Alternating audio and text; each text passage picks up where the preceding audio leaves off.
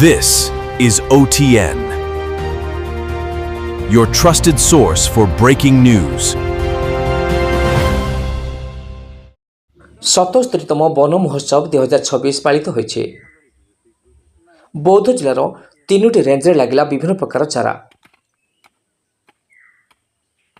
77তম বন মহোৎসব 2026 অবসରରେ বৌদ্ধ বনখଣ୍ଡ এবং নୟାଗଡ଼ ବନ୍ୟପ୍ରାଣୀ ବନଖଣ୍ଡ ଅଧୀନସ୍ଥ ମହାନଦୀ ବନ୍ୟପ୍ରାଣୀ ବନାଞ୍ଚଳ ହରମୁଘା ବ୍ଲକ କୁଶଙ୍ଗ ରେଞ୍ଜ ପୁରୁଣା କଟକ ଏବଂ ମାଧବପୁର ରେଞ୍ଜର ଦ୍ୱିତୀୟ ଦିନରେ ବୃକ୍ଷରୋପଣ କରାଯାଇଛି।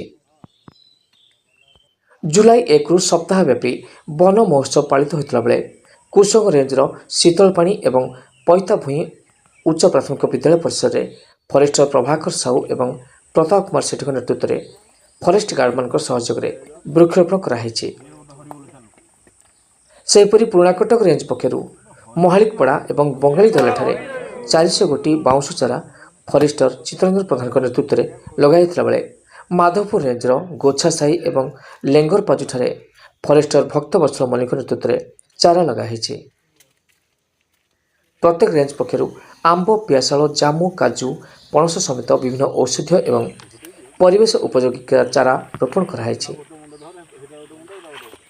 ବୃକ୍ଷରୋପଣ ସହିତ ବନ ସଂରକ୍ଷଣ, ପରିବେଶ ସୁରକ୍ଷା ଏବଂ ଜଳବାୟୁ ପରିବର୍ତ୍ତନ ନେଇ କେବଳ ଗଛ ଲଗାଇବା ନୁହେଁ ବରଂ ତାହାର ଯତ୍ନ ନେଇ ସୁରକ୍ଷିତ ରଖିବାକୁ ସ୍ଥାନୀୟ ଲୋକ, ବନ କର୍ମଚାରୀ ଏବଂ ବନ ସୁରକ୍ଷା ସମିତିର ସଦସ୍ୟମାନଙ୍କୁ ବିଭାଗ ପକ୍ଷରୁ ସଚେତନତା କରାଯାଇଛି।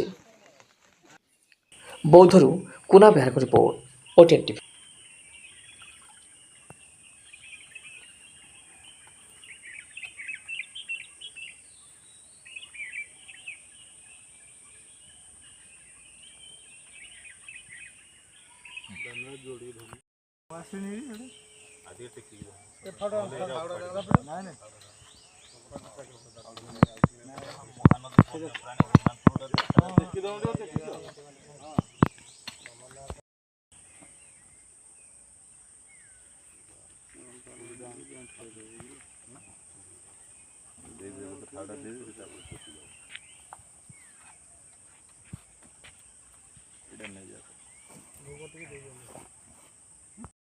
ଟିକେ ଫାଡ଼ ତେରୁର ଖାଲ ହେଲା ସେ ଖାଲ ହେଇଛି ନାଇଁ ଆଉ ଟିକେ କରିଦେବେ ହାଇଟ୍ କର ସବୁଟା